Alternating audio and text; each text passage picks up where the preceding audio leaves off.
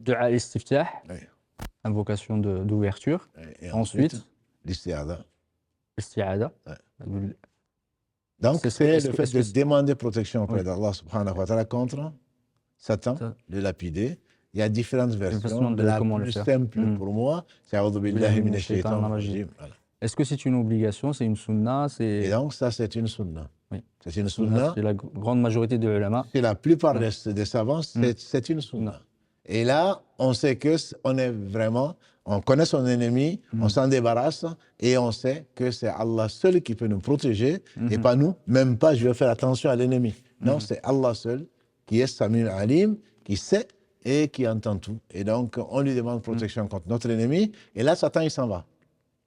Avant de revenir. Avant de revenir. Et ensuite, c'est... Ensuite, donc, c'est la lecture du Coran, c'est la lecture de la Fatiha. D'accord. Et la lecture de la Fatiha. Et est-ce qu'on dit le basmala ou pas? Parce que quand tu as cité tout à l'heure, et certains le font, certains ne le font pas parce que... Tout à fait. La basmala, on peut la dire, comme par exemple chez les Shafi'ites, la basmala fait partie de la Fatiha. C'est ça, voilà. Exactement. C'est un verset. Parmi les 7 versets, la basmala est le premier. Mais l'avis majoritaire, et peut-être en tout cas celui que je suis, c'est que la basmala n'est pas un verset. La basmala est quelque chose qui est conseillé, qui est une sunna, et qu'on n'a pas à dire à voix haute ni à voix basse. Mais chez les Shafi'ites, on le dit à voix basse quand la prière est à voix basse, à voix haute quand la prière est à voix haute.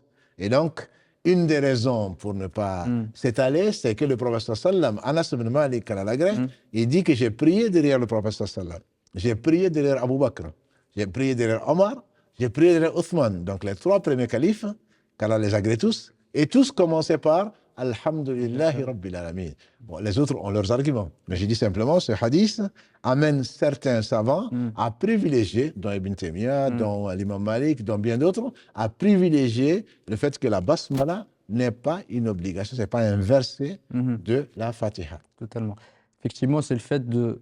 Les ulama disaient effectivement qu'ils le disaient à voix basse, c'est pour ça que Anas ne l'entendait pas. Ouais.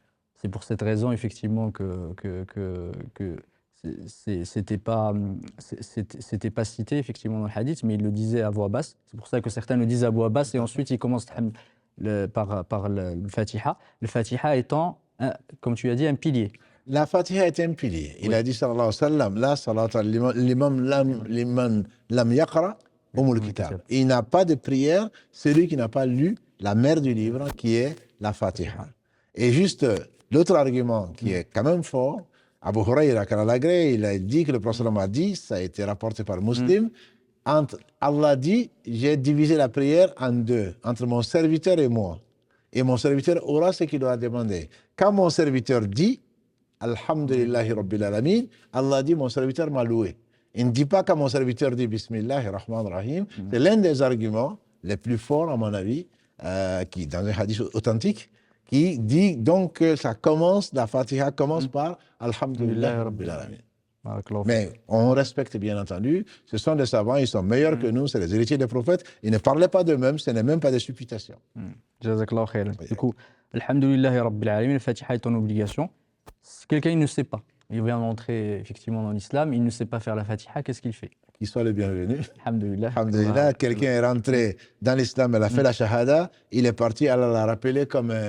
donc il n'a même pas fait la prière. Donc quelqu'un, on n'a pas à attendre d'apprendre la Fatiha, d'apprendre la Fatiha pour commencer à prier. La prière est tellement importante que quand on est rentré, quand c'est l'heure du Asr, on fait l'Asr. Quand c'est l'heure du Dohr, on fait le Dohr. Donc pour cela, la personne, alhamdulillah, Allah a tout facilité. Connaître Allah, c'est l'aimer. On dit simplement, subhanallah, alhamdulillah, la ilaha illallah, Allah akbar, quand on est arabe. Et quand on n'est pas arabe, on dit ce qu'on peut. Voilà, donc subhanallah, subhanallah, on l'apprend de suite et on le fait. Subhanallah, alhamdulillah, la ilaha illallah, Allah akbar, wa la hawla wa la quwwata illa billah. Le prophète l'a enseigné à celui qui venait de rentrer dans l'islam.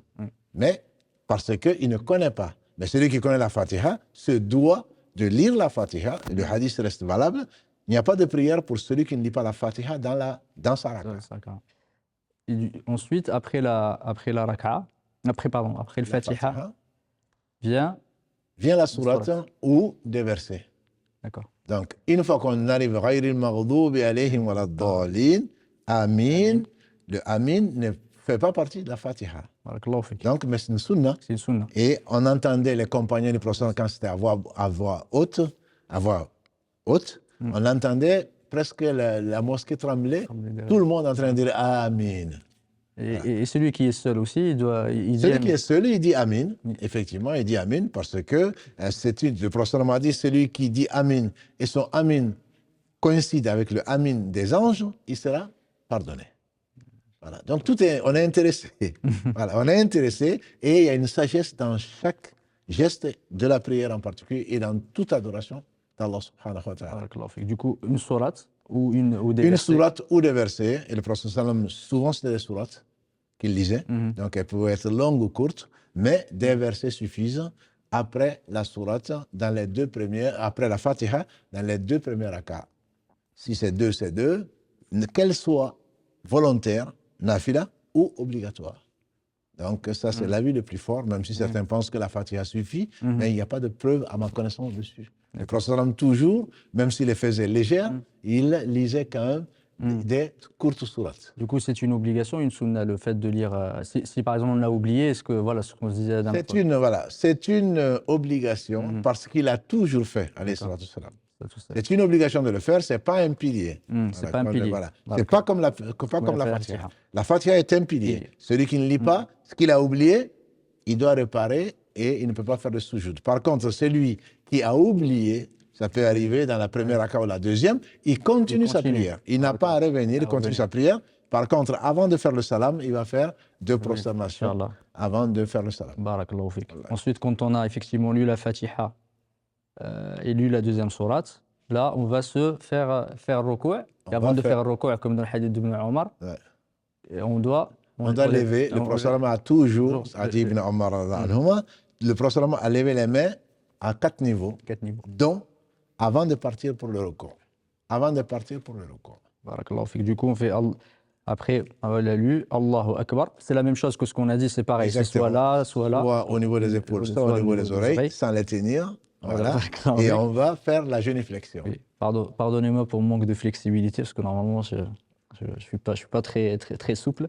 Allahu Akbar. Et ensuite, effectivement, qu'on a dit tout à l'heure, c'est pendant, le mieux, c'est pendant le mieux, c'est en allant faire donc, dire Allahu Akbar. Voilà. Donc, en allant pour faire Allahu Akbar et en tenant les genoux. Les genoux. Voilà. Avant, il était arrivé, au début, que les gens faisaient le recours comme ça. Oui. Le président leur a ordonné de tenir les genoux. Et ce n'est pas... Donc, c'est une obligation de la prière, le recours. Voilà, c'est une obligation de la prière.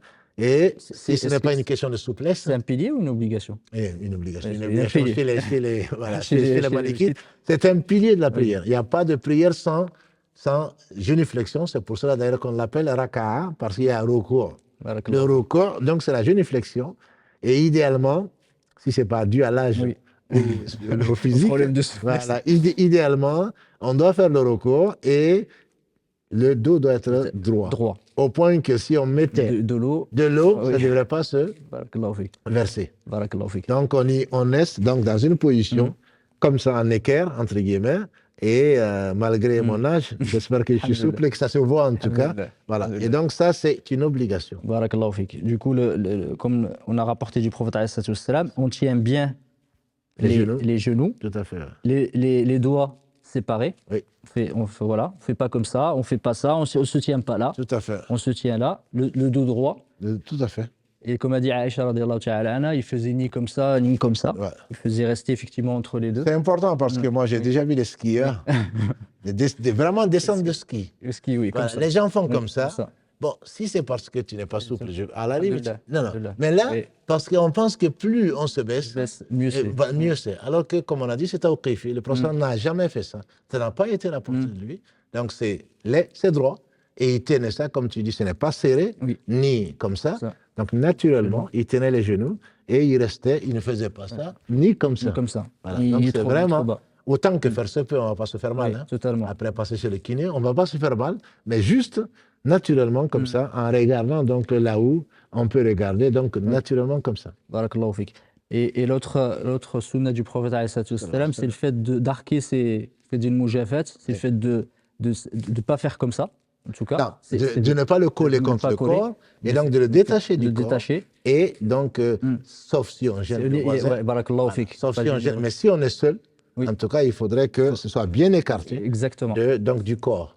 Maintenant, si on gêne quelqu'un en le faisant, à ce moment, on peut le ramener sans pour autant coller. Absolument. C'est ça la sunna du prophète. Le mujafat, effectivement, c'est le fait de faire comme un arc dans le hadith.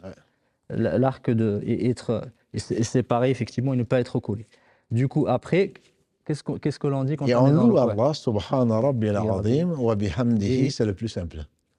D'accord. Subhana rabbil azim, louange ou gloire à mon Seigneur l'immense, wa bihamdihi, dans une version on peut rajouter par sa louange. Subhana rabbil azim ou subhana rabbil azim wa bihamdihi. Voilà. C'est l'un des deux. Subhana rabbil azim, ça suffit. Et la sunna, c'est de dire au moins 3 fois. Mais en le disant une fois, mais ça reste une obligation. Le prophète l'a toujours fait. Il y a d'autres versions. Il le faisait, mais le plus connu et le plus simple, c'est Subhana Rabbil Azim. 3 fois. 3 fois. Une fois, c'est une obligation. C'est une obligation. 3 fois, c'est une sunna. C'est une sunna ou 5. Ou 5, ou 7, ou 9, etc.